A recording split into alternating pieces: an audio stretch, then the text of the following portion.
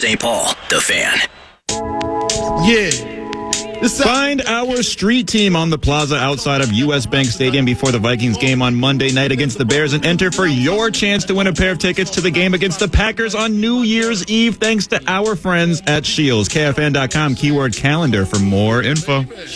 It was all a dream. I used to read Word Up magazine. Salt and pepper and heavy D up in the limousine. Hanging pictures on my wall. That's Max Fuller. I'm Nordo in for PA 9 to noon. Joining me now at Nacho Leber via Tweeter. Leber via Tweeter. That doesn't sound right. I'll have to check that for accuracy. At Nacho Leber on Twitter.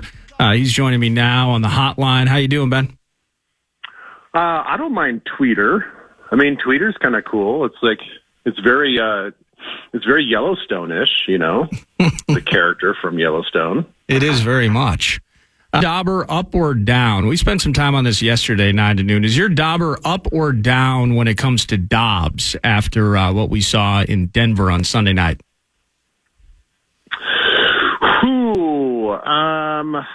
It's trending downward. It's funny how all this we get so emotional about this. I mean, yeah. The first couple of games, I'm like, wow, my Dauber is straight up, man. I mean, it went from 6 to midnight, and the thing is, he started to show a little bit of why I think that he's got a long ways to go, and not to say that he can't get there, but maybe he's going to need a full off season in this offense to get really, really comfortable, to really anticipate some of those throws, to not let some of the coverages kind of confuse him, and really just get on the same page with all the wide receivers. And it's not like he's not capable of doing it. I just think that we're kind of, the timing of all this stuff is kind of catching up to him.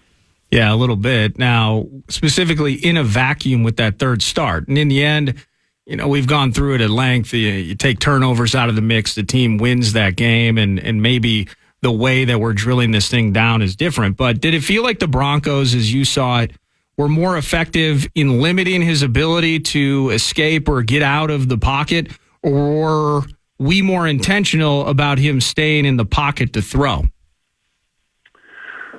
I think the answer is probably right in the middle. It did seem like he was intending to be more of a passer than a scrambler. And the thing is, you look at his career, he's not a guy that's just going to tuck it and run it all the time. I think he wants to be, more of a pure passer and then just use his athleticism when he has to.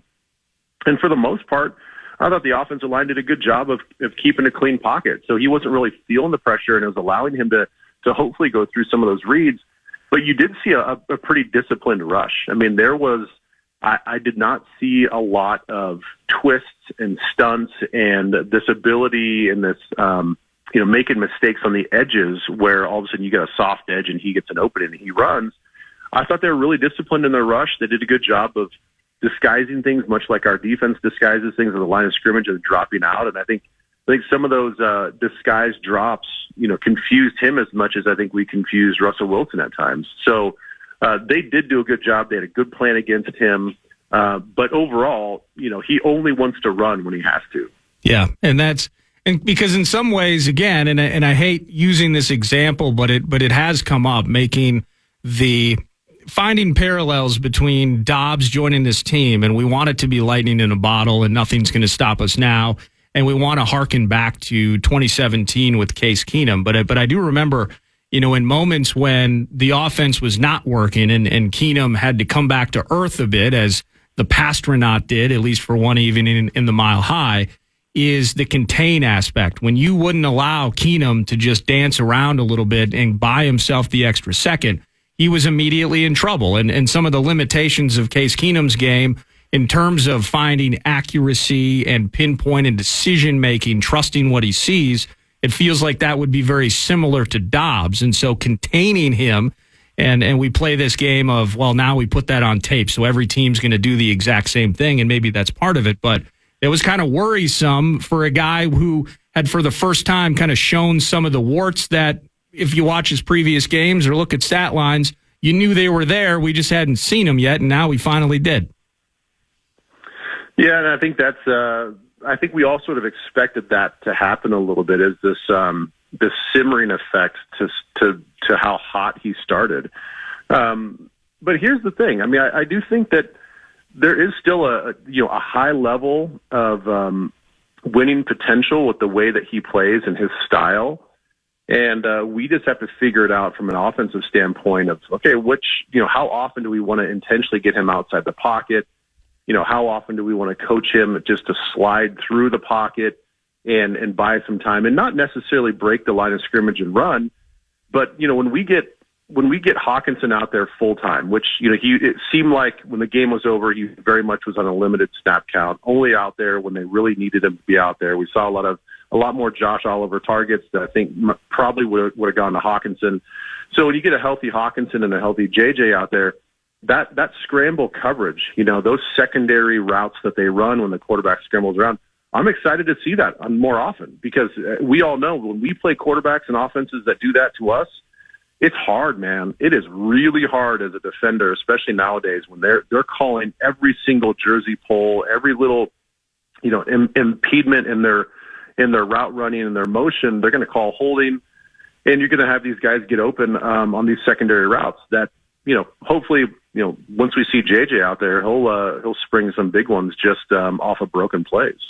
Well, is that the next graduating step here in this process? So, Dobbs comes in and he creates it'll be Vikings folklore. The day that KOC basically had to draw these plays up, verbally in the dirt for Dobbs to get that win in Atlanta. And here's where this guy's supposed to be. Here's your first look on XYZ play. And maybe the next graduating step is now KOC has to not abandon his playbook, the complex offense. I heard Alexander Madison with the morning show today, and really he laid on that, just how complex this offensive scheme is. At the time, even it took Kirk to become truly comfortable in first instinct nature with it. The next graduating step is now I have to create situations for an offense that never really catered to Dobbs's abilities. Now I got to tweak some things so they do cater to his abilities to make this thing run more smoothly. Yeah, and I think that's the most challenging part for KOC is, when you've got to do this week in and week out, this hand holding of calling these offenses and really being in tune and hyper focused on not only the defensive tendencies, you're getting that information probably from Wes Phillips and the offensive staff of sort of like, okay, this is the down and distance, this is the situation, this is kind of what we're expecting. And then he's got to go through the Rolodex of plays and figure out which plays does he want to go against that. And then like Madison was saying, there's always a tagged play. There's always a secondary play. And you got to do that, for, 50, 60 snaps a game for the rest of the year. There are just going to be some mistakes, and you are going to feel like I think it's just human nature to pare down your offense, to simplify it, not only for Dobbs in the offense, but for him himself as the play caller, where you've got those few precious seconds before the 15 seconds, the window closes on their communication to get all that information in, to give them every little tidbit and hint and hot tip and, look for this and don't do this. Like, man, I can't imagine them going in, obviously, with their full complement of plays. They have to pare down. They have to simplify. And then, defenses and, these guys are smart. These coordinators are smart. They're going to pick up on that. So there's going to be this balance, but then there's going to have to be a push past what is a simplified offense. How can we play fast, but yet not get into the same tendencies game in and game out because we're so simple. That's Ben Leber at Nacho Leber via Twitter or Tweeter, whichever your flavor. And you can watch him on Twin Cities Live as well in the afternoons, weekdays. And he joins us now on the hotline. I saw this. Charch must be in the depths of some sort of cheat sheet update or just general mid-morning nerdery. But he hit Twitter with this. Alexander Madison's 11 runs inside the 10 have netted 0 touchdowns and -5 yards, which it kind of plays. I didn't see that until while you were providing your most recent answer, but it plays into a question I was going to ask you. Do you think that when it comes to third and short or short yardage situations in general, specifically in the red zone, are we overthinking it? just from a 10,000-foot view standpoint, or are we trying to adjust to the fact that we have been so ineffective in just hand the ball off, beat a guy moving forward, and get that ball across the line? Well, we've always talked about in the red zone, it gets really difficult to run your offense, whether it's run or pass. And especially in the low red zone, as KOC likes to call it, the closer you get to the goal line, you really compress down the defense. And then what happens is a lot of times offensively, your splits get a little bit tighter and there's just not a lot of room. And what we know from Madison, he needs some space. He needs some vision and some space to see some of those creases and holes.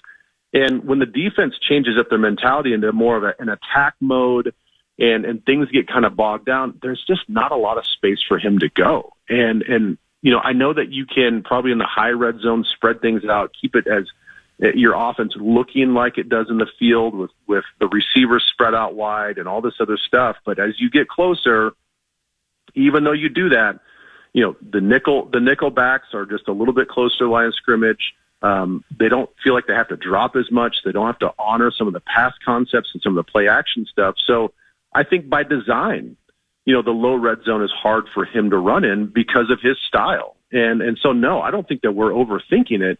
I just think that maybe he's this, maybe not the guy that I think should be in that situation, even though he's the big body guy.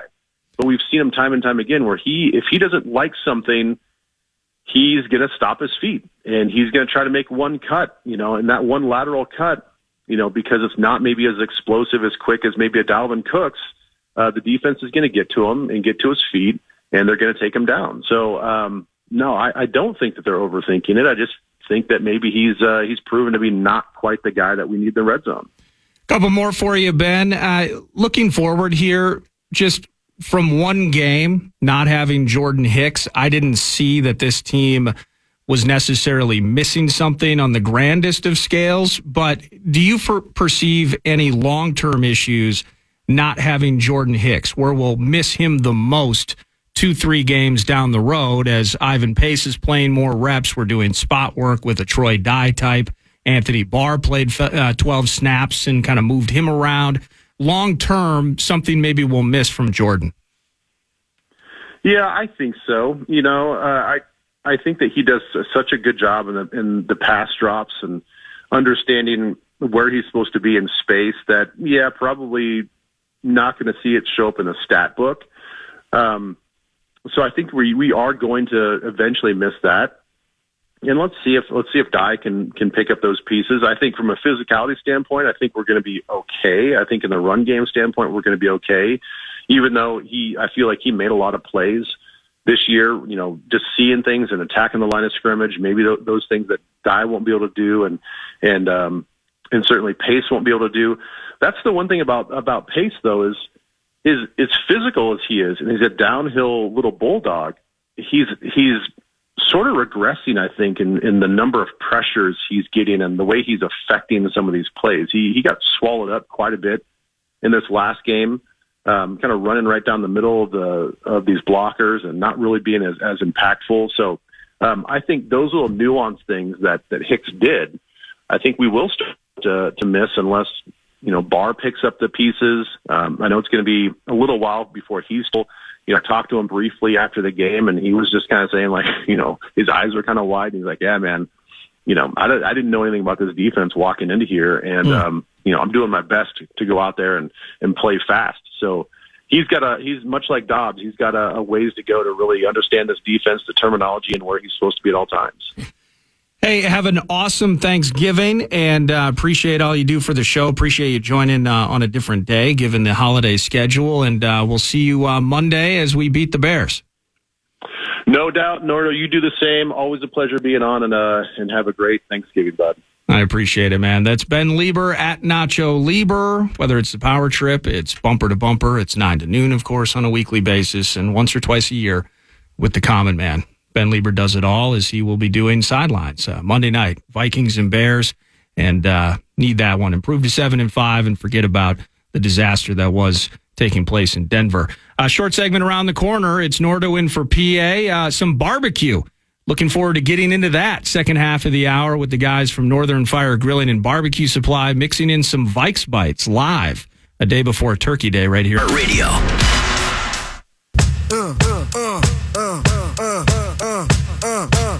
Check the ride. It's a Wild Wednesday on the Fan, sponsored by Jim Beam, family made and crafted. And we want to send you to the game. Caller 13 right now will win a pair of tickets to see your Minnesota Wild take on the Calgary Flames on Thursday, December 14th. Call 800-320-5326 right now.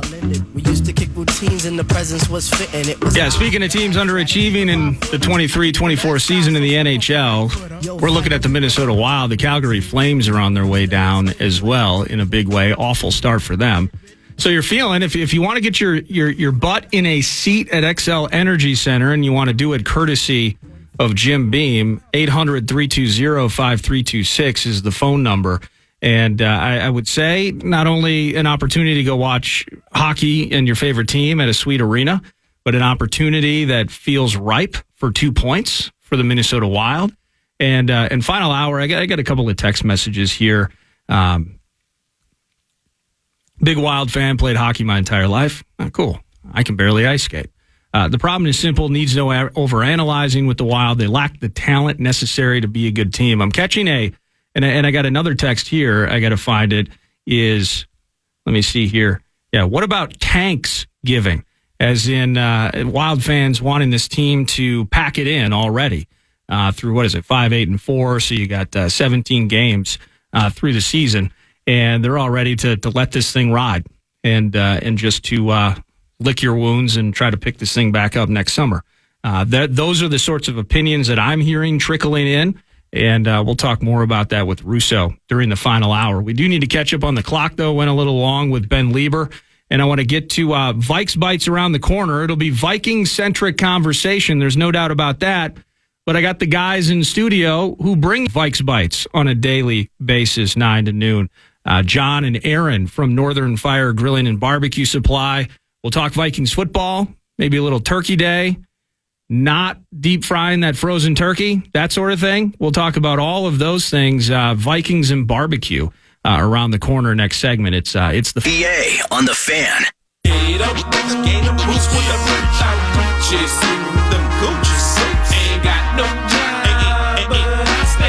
Check out the Friday football feast this week at Buffalo Wild Wings in Savage. Doors open at 8 a.m. ahead of a live 9 to noon broadcast with PA and Charge. Join us for football, wings, and prizes. Find a full list of dates and locations at KFAN.com. Keyword calendar. Baby girl, let's ride. You the number one star.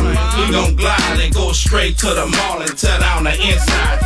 Proud of Gucci, full link leather, Bourbon cooler, Gucci sweater, 20 inches pop my feather. The Birdman dead, I fly in any weather. Alligator seats with the head in the inside. quarter tank of gas in the new E-Class. If that's the case, you got that quarter tank of gas in the new E-Class, then what you do is you go to Northern Fire Grilling and Barbecue Supply, and I promise you there's a filling station less than a third of a mile away, down Shady Oak. But Northern Fire Grilling and Barbecue Supply, just north of 62 in Minnetonka, they sponsor Vikes Bites. How are you guys doing? Good morning. Good morning. Doing great. How about you? Oh, fantastic. Busy time of the year, day before Thanksgiving. Yeah. And I had to have you guys in. You bring Vikes Bites to 9 to noon and to the Vikings fan-loving audience each and every day, and we love you for it.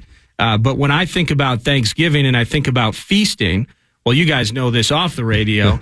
I have to come and ask you guys 50 questions before I do anything. Yeah, it's just you. And it's just me? Only you. Yes. Isn't that how it works, though? I mean, you guys got all the grills, all the smokers, all the bits, all the pizza ovens.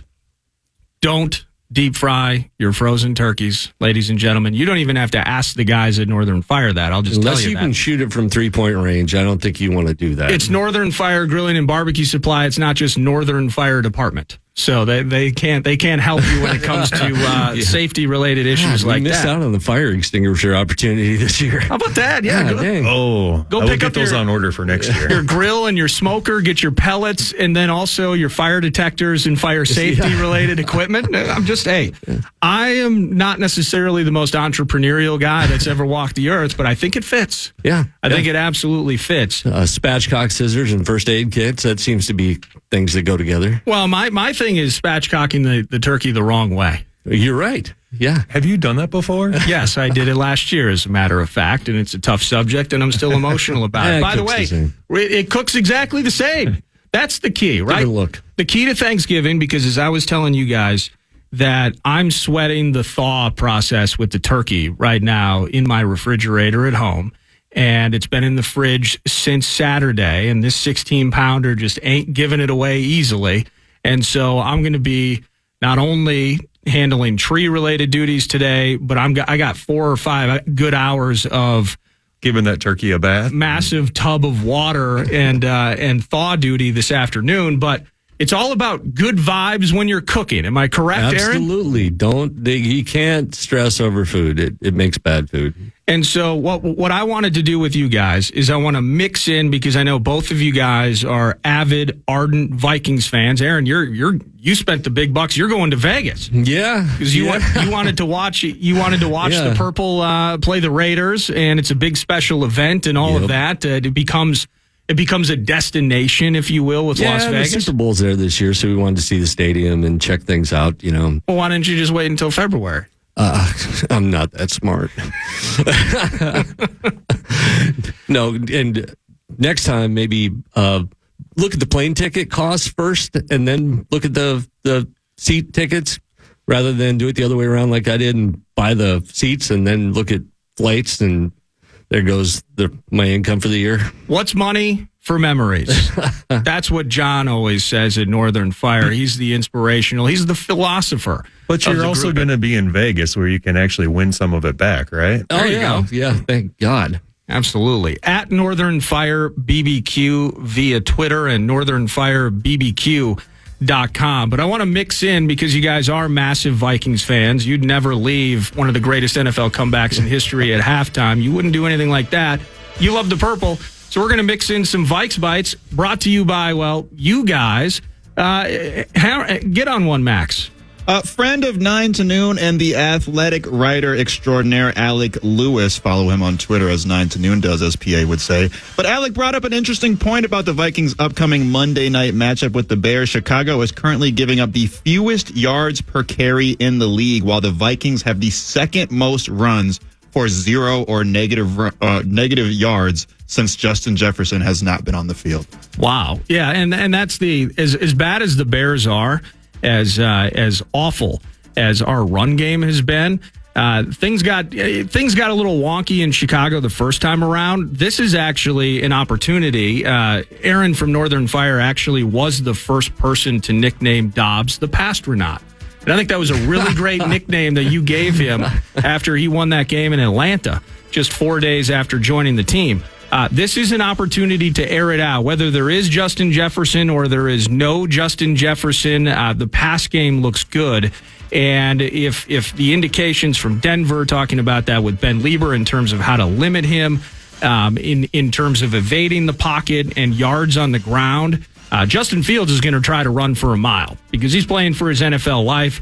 They're okay with him leading the team in carries on our side of things. Some of the successes we saw on the ground against Denver, I don't anticipate those same things materializing on Monday night.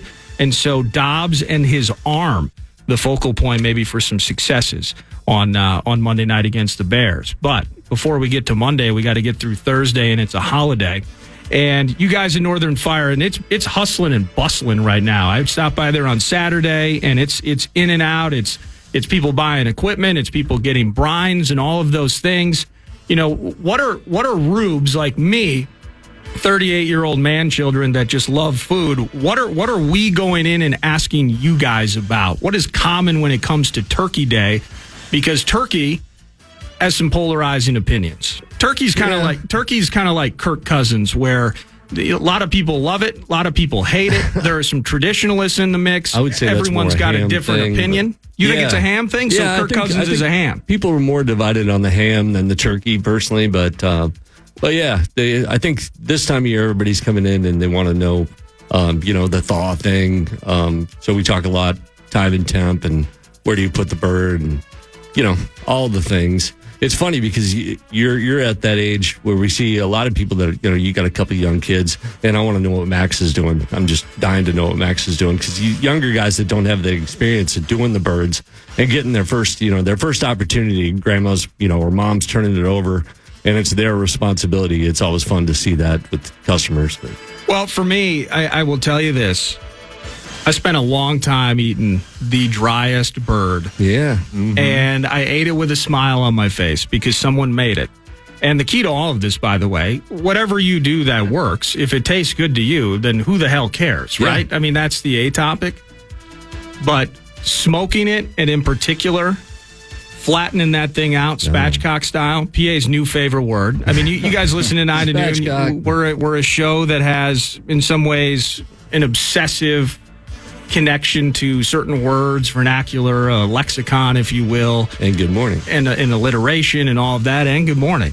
That spatchcock is the new flavor. It's a flavor of the season around here, and that's kind of all thanks to you guys. But one thing here, and somebody's gonna be listening right now, and they're gonna text in, they're gonna be like, "You're an idiot." I've been doing that for years.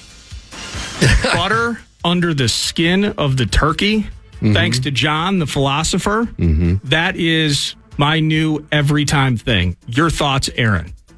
Yeah. I always like Heath Riles has got a great garlic butter rub. Add some of that to the butter you're putting under the skin. That's what about rosemary and thyme?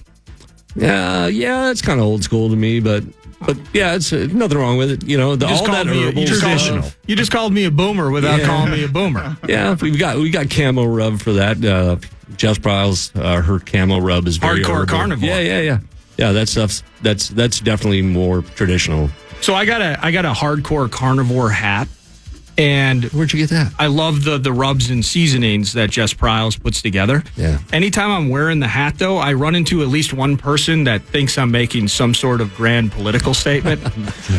Or I'm on an all-meat diet of something. I'm like, no, it's just the rubs and seasoning. It's a company that exists. Yeah, it's a great logo. And they do really good work. And maybe that's part of the goal, is for one reason or another, everyone's going to pay attention to it and all of that. Like they'll be paying attention to Josh Dobbs, hopefully airing it out a little bit and finding that deep ball. Whether or not JJ is in the mix, I am not convinced that the lack of deep ball during the games in which Josh Dobbs has started or played, I don't believe that is simply a JJ issue. So whether it's a play-related bit, it's Josh Dobbs not finding or trusting his eyes to make those attempts.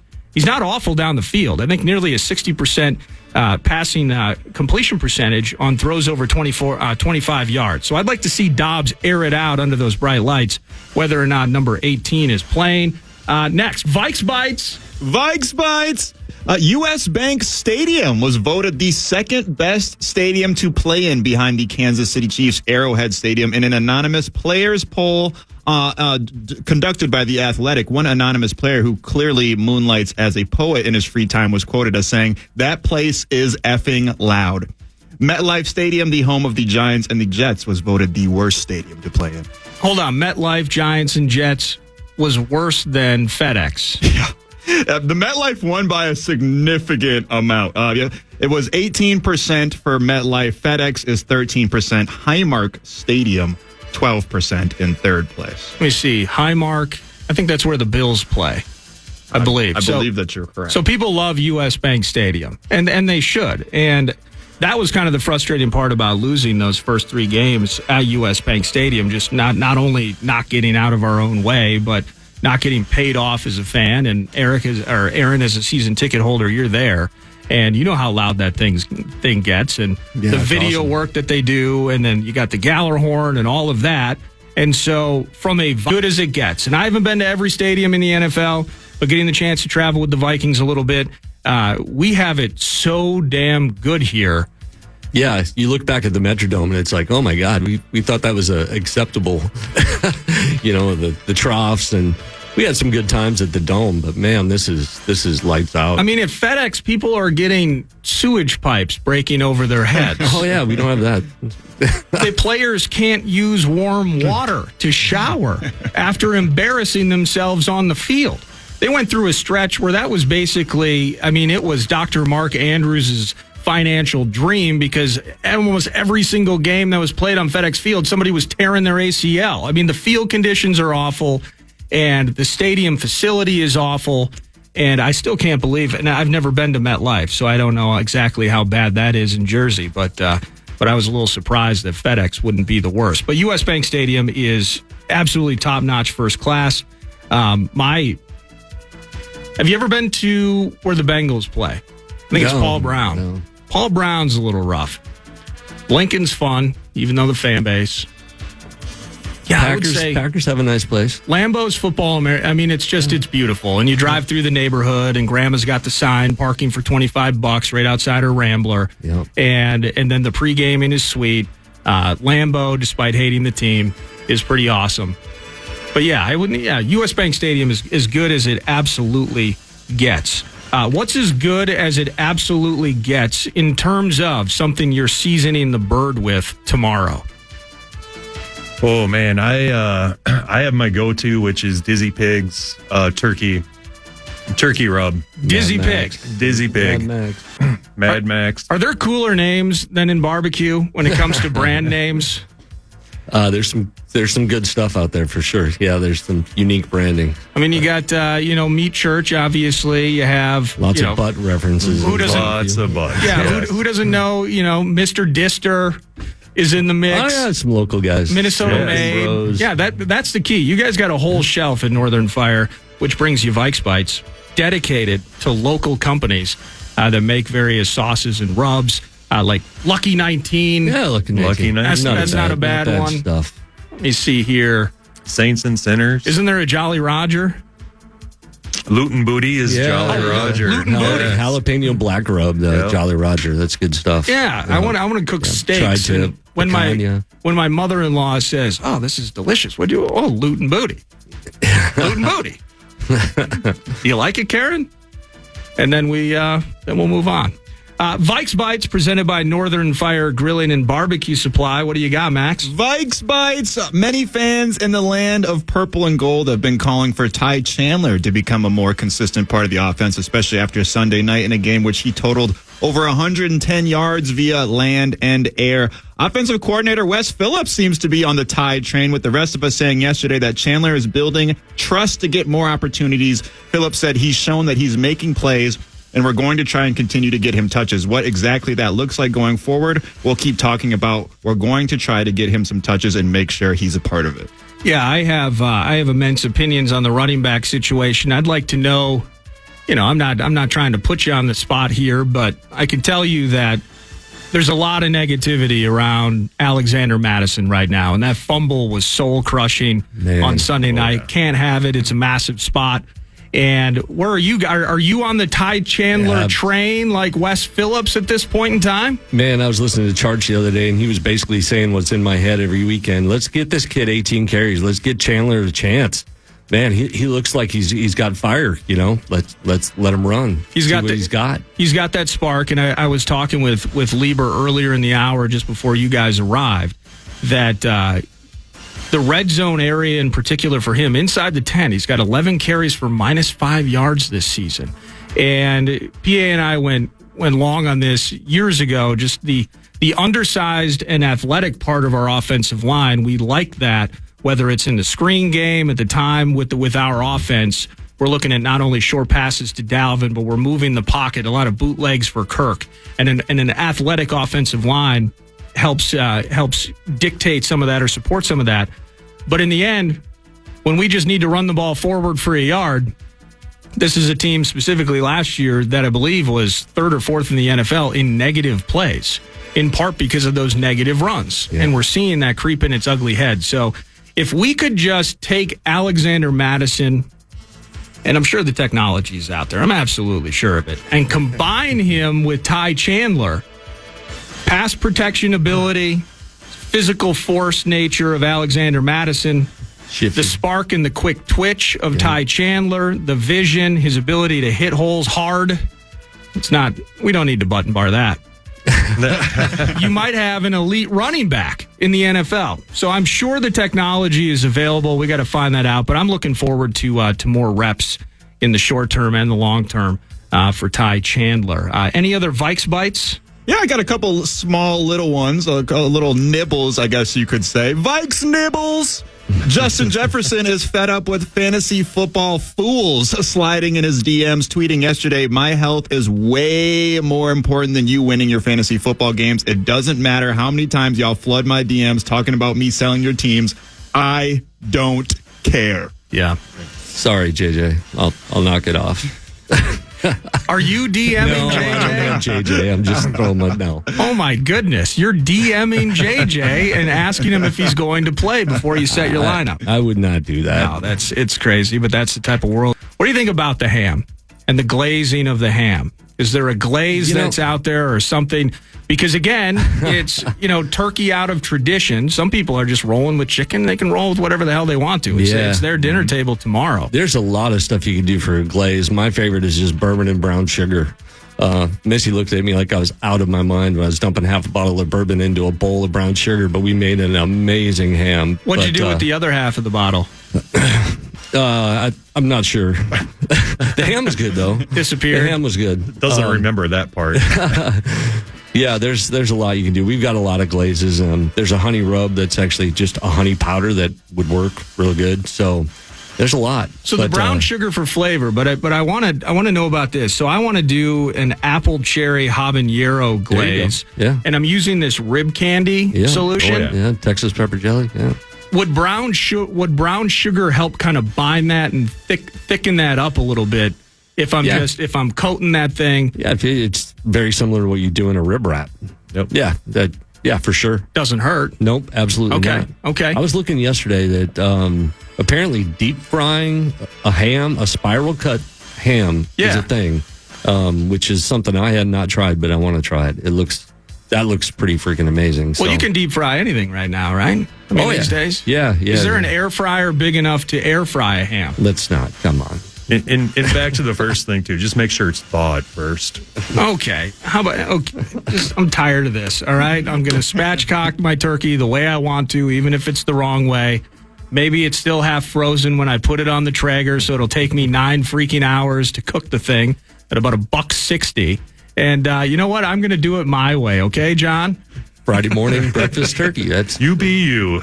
Yeah, everybody, you guys just go back home. Let's reschedule this for tomorrow on Friday, and I'll be ready to go by then. John and Aaron, the best you're ever going to meet in the barbecue business, and you got to check out their shop, which is absolutely elite. It's just off Shady Oak, north of 62 in Minnetonka. All the equipment, and they have some sweet Black Friday deals going on as well. Back to your Vikes nibble, Max. Yeah, I'll give you a couple little ones here. I want to, but the JJ thing, we are obsessed with fantasy football, and whether it's, I'm as pissed off as anybody about the fumble by Alexander Madison, but, I don't know if it's heavy as the crown, or can you just dismiss it to, well, you're in the limelight, so naturally you should expect that, just knuckle-dragging morons are going to DM you on Instagram and try to destroy you because you fumbled. Or in JJ's case, you have to be milking this hamstring, right? You must be soft. You must be weak. And just kind of the constant challenges that these guys face in social media. In the end, I'll say this. I want him back as much as anybody. If we need Justin Jefferson back to help the deep ball, then we got a quarterback problem. If we need Justin Jefferson back to beat the Bears on Monday night, we got a Vikings in general problem. So he's going to be back. Maybe it's Monday night. Maybe it's after the bye. And then it's bright lights in Vegas. We know that Aaron's going to be in attendance. Good seats still available, I've heard as well. But the fact of the matter is the fantasy element of it. We're consumed by that. We're obsessed with it. We're addicted to it. And that's not going to change. I love his response to it. Any other Vikes nibbles? Yeah, for sure. With Dean Lowry's pec injury shelving him for the remainder of the season, the Vikings have called up defensive lineman Sheldon Day to the 53-man roster as well. Another little nibble for you. Vikes nibbles! Adam Schefter reports that Broncos safety Kareem Jackson's 4-game suspension has been upheld for his hit on Josh Dobbs in the Vikings Sunday night loss to Denver. Jackson lowered his helmet and hit Dobbs in his face mask on the first possession of the game. The hit resulted in a turnover, which the Broncos converted into a field goal. Officials did not flag Jackson for the illegal hit. Yeah, in terms of and that's the key there is, and maybe this is something that's going to be discussed in the offseason, is we'll have expedited reviews now that can check on certain things. We know about scoring and or turnover-related reviews, change of possession, that those are automatically reviewed. The A topic with that is that it wasn't called in the moment. And for a league that says that it's as concerned about head-related safety, I mean, I did also see a thing yesterday. Somebody's reporting that the NFL's planning on banning those hip drop tackles. And I think that's preposterous. And the over-regulation and the overall the mission to continue to water down and dilute this game is preposterous. But in this particular sense, something that is against the rules, if you have no mechanism to review something where you wouldn't throw a flag when it's live, but you'll actually fine a guy and suspend him 4 games for it afterwards, that's massive. Ball was already coming out. Dobbs was fumbling that ball before Kareem Jackson hit him. So this isn't necessarily the cause of it, but in that moment, you got to throw that flag. The inability to use one of the 70 freaking cameras on display to catch that and adjudicate is sad. If that was Patrick Mahomes, there's 17 flags. They're coming from everywhere. Well, Mahomes knows how to play to the crowd too. I mean, there's part of that where he's drawn some roughing the passer penalties. He has a direct line of communication with the ref at all times. He knows exactly where he is.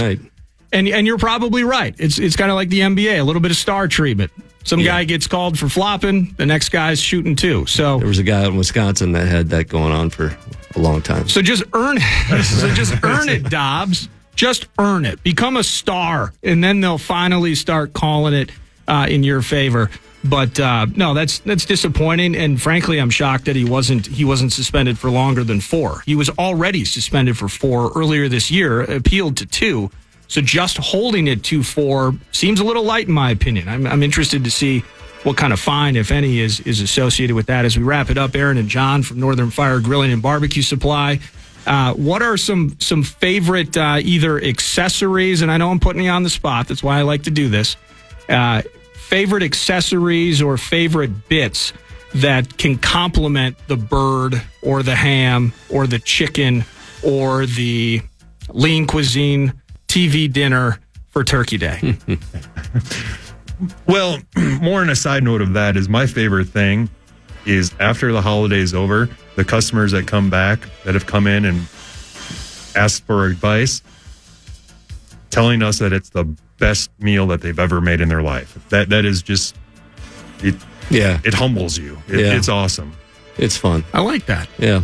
No, that is awesome. By the way, shout out to Brad and Missy who were back steering the ship. So yeah, if you happen to stop by Northern Fire anytime within the next half hour, ask them why the owner and his second in command are just asleep at the wheel. Ask them why they are not there for expertise until around 11:30.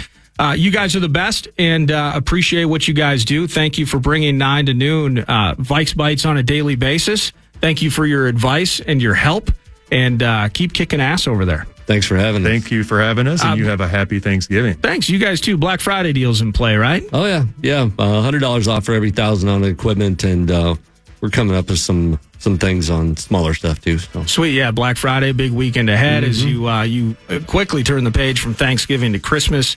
And looking forward to more opportunities to chat barbecue with you guys on or off the air. That's Aaron and John at Northern Fire BBQ via Twitter and northernfirebbq.com.